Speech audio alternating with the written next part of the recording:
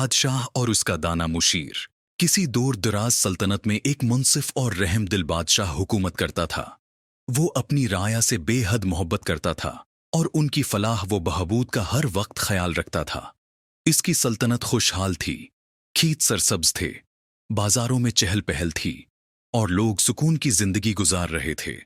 बादशाह के दरबार में एक दाना मुशीर था जिसका नाम हुकमत खां था।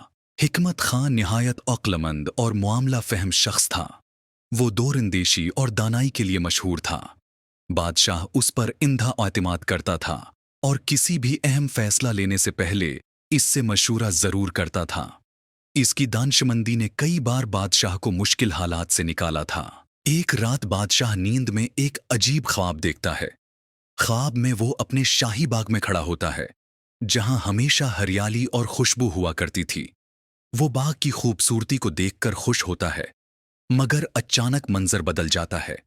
दरख्तों के पत्ते झड़ने लगते हैं, शाखें सूख जाती हैं और जमीन बंजर हो जाती है। परिंदे जो बाग की जीनत थे उड़कर चले जाते हैं। पूरा बाग वीरान और बेरौनक हो जाता है। बादशाह ये मंजर देखकर घबरा जाता है और उसकी नींद टूट जाती है। वो पसीने में शराबूर होता है और दिल में तरह तरह के वसवसे पैदा होने लगते हैं। वो सोचता है कि ये ख्वाब महज एक ख्याल है या कोई इशारा। सुबह होते ही बादशाह ने दरबार बुलाया। दरबार में तमाम वुज़रा और मुशीर जमा हुए, लेकिन बादशाह की नजरें हिकमत खां पर थीं। बादशाह ने कहा, हिकमत खां, मैंने रात एक बहुत परेशान कुन ख्वाब देखा है। मेरे बाग के तमाम दरख्त सूख गए और परिंदे उसे छोड़कर चले गए। मुझे ये ख्वाब बहुत बेचैन कर रहा है। क्या ये कोई बुरा शगुन है? हिकमत खां ने ख्वाब को बड़े गौर से सुना। उसने आंखें बंद कीं और गहरी सोच में डूब गया। फिर उसने कहा, बादशाह सलामत, ख्वाब कभी कभार हमारी हकीकत का अक्स होते हैं। बाज औकात ये हमें आने वाले खतरात से आगाह करते हैं। इस ख्वाब को हल्का नहीं लेना चाहिए। हमें समझदारी से उसका मतलब जानने की कोशिश करनी होगी। बादशाह ने मजीद सवाल किया, तो क्या ये ख्वाब सल्तनत के लिए खतरे की अलामत है? क्या कोई मुसीबत आने वाली है? हिकमत खां ने जवाब दिया, बादशाह सलामत, फीउल हाल में यकीन से कुछ नहीं कह सकता, लेकिन हमें फौरी तौर पर सल्तनत का जायजा लेना चाहिए। जरूरी है कि हम अवाम के हालात का मुशाहदा करें और ये देखें कि कहीं हमारी राया किसी मुश्किल में तो नहीं है। बादशाह को ये मशूरा पसंद आया। उसने फैसला किया कि वो भैंस बदलकर रियाया के दरमियान जाएगा ताकि हकीकत हाल को अपनी आंखों से देख सके। यूं बादशाह ने अपनी सल्तनत की हकीकत जानने के लिए एक सफर का आगाज करने का फैसला किया। बादशाह अपने मुशीर हिकमत खां की दानिशमंदाना बातों से मुतासिर हुआ और फैसला किया कि वो खुद अपनी सल्तनत का जायजा लेगा। इसे यकीन था कि ख्वाब में नजर आने वाले सूखे बाग का मतलब सल्तनत की हालत जार हो सकता है। मैं भैंस बदलकर अपनी राया के हालात का जायजा लूंगा, बादशाह ने कहा। हिकमत खां ने सिर झुकाकर कहा, ये एक दानिशमंदाना फैसला है बादशाह सलामत। आप अपनी आंखों से आवाम के हालात देखेंगे और तब ही सही कदम उठा सकेंगे। अगले दिन बादशाह ने शाही लिबास उतार दिया और एक आम आदमी का लिबास पहन लिया। उसने एक सादा कपड़े की पगड़ी बांधी और अपने चेहरे को धूल से आलूदा करके खुद को एक मुसाफिर की तरह जाहिर किया।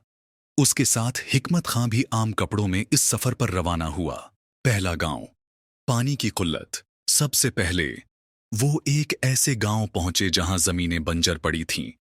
किसान बीलचों और कदालों के साथ सख्त मेहनत कर रहे थे, लेकिन जमीन खश्क थी और पानी की कमी से खेतों की पैदावार खत्म हो चुकी थी।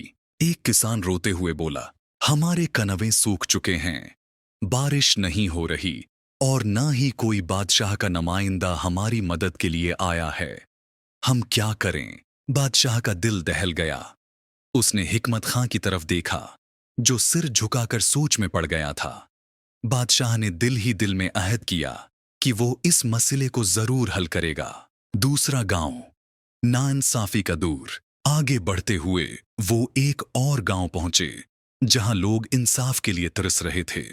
एक औरत रोती हुई बादशाह के सामने आई जो कि भैंस में था और कहा, मेरा शवहर बेगुनाह था, लेकिन उसे कैद कर दिया गया है। हमारे पास इतने पैसे नहीं कि हम अदालत में अपना केस लड़ सकें।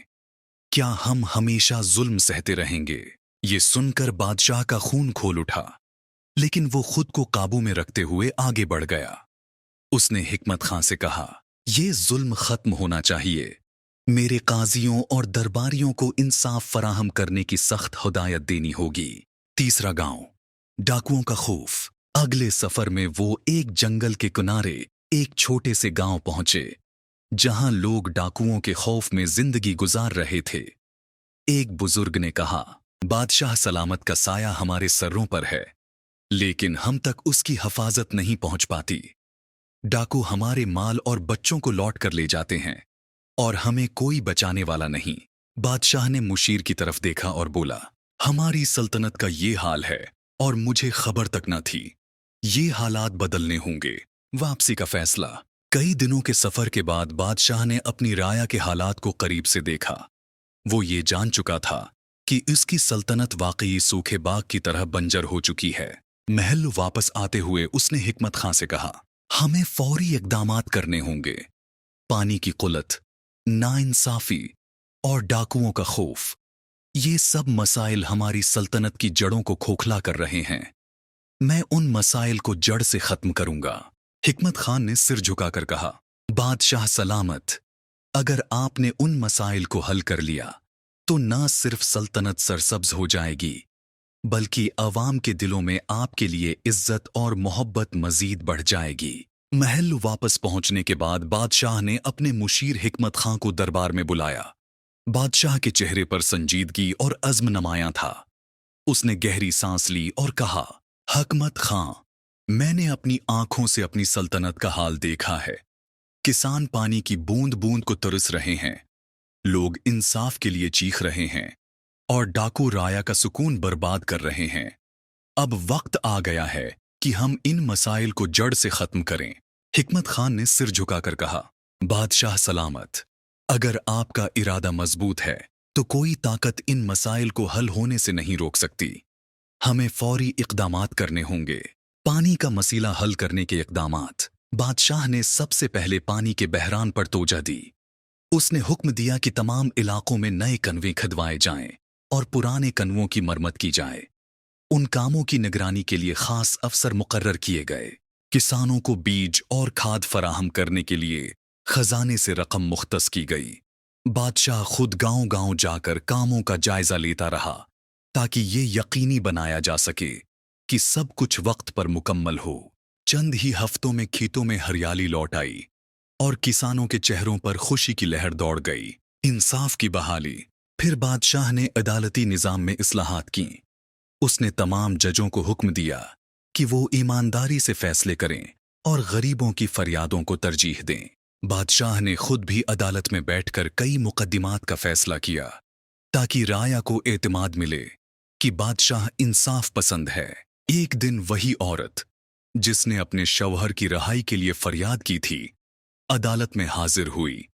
बादशाह ने फौरी तहकीकात का हुक्म दिया और पता चला कि इसका शौहर बेकसूर था। हमारी अदालत में नाइंसाफी की कोई जगह नहीं है।